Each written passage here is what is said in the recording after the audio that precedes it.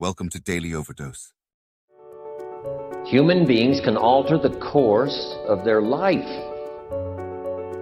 Human beings can live one way for 5 years, tear up that script, live a totally different way the next 5 years. The first 6 years of my economic life, I wound up broke. Second 6 years, I wound up rich.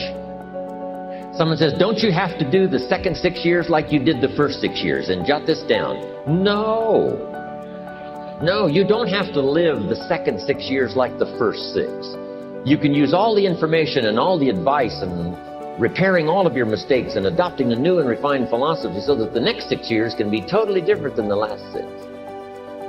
All of these major questions, what about my life and my value and my place and my future? And what about life? What about origin? What about destiny? What about opportunity? What about possibility?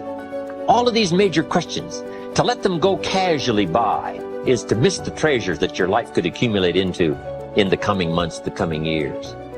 So this is called major. What we ponder and what we think about sets the course of our life. It's like the set of the sail that's taking us somewhere. Self-confidence comes from the lack of neglect. If you will not neglect to do small, daily discipline, that's where self-confidence comes from. Part of good health is self-confidence. I know I'm going to be healthy. I eat the apple a day. I walk around the block. I do the jogging on the beach. At the end of the day, when you've really poured it on and you've done all the stuff, self-confidence grows. That self-confidence affects your health. It affects your future. It affects your psyche. Self-confidence means willingness to do whatever it takes to achieve.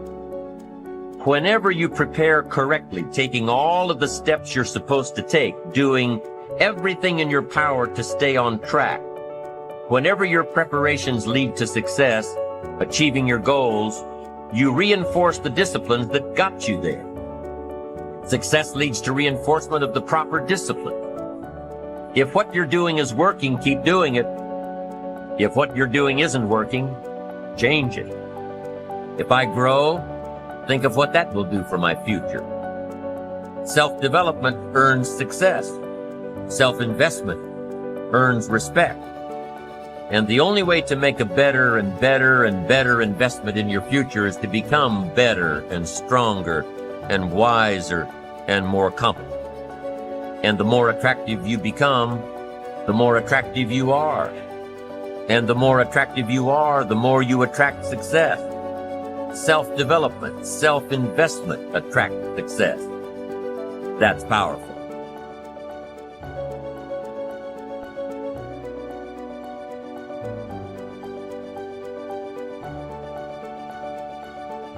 It seems to me that everyone on this planet who I know or have worked with is suffering from self-hatred and guilt to one degree or another. The more self-hatred and guilt we have, the less our life works. And the less self-hatred and guilt we have, the better our lives work on all levels. The innermost belief for everyone I have worked with is always, I'm not good enough. And we often add to that, and I don't do enough, or I don't deserve.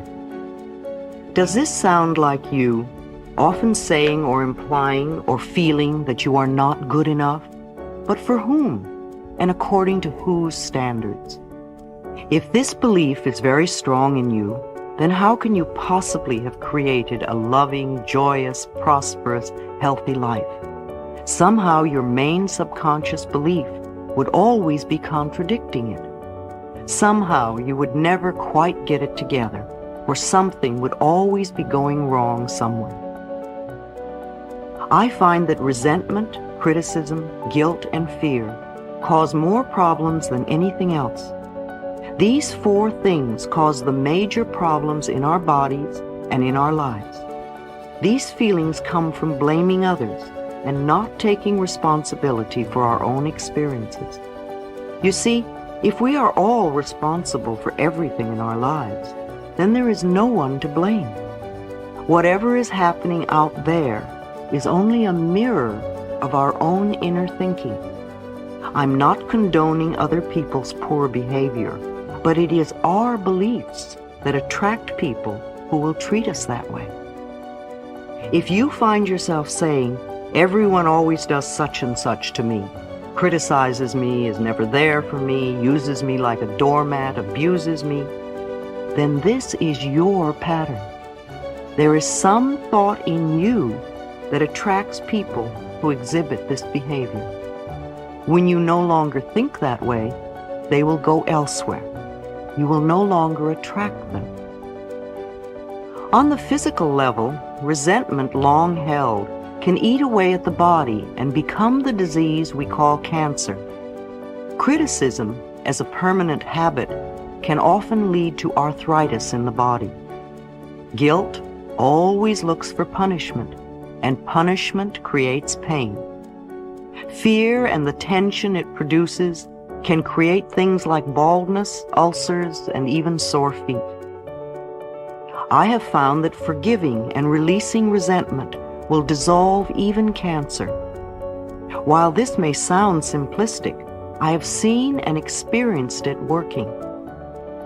We can change our attitude toward the past. The past is over and done. We cannot change that now. Yet we can change our thoughts about the past. How foolish for us to punish ourselves in the present moment because someone hurt us in the long ago past.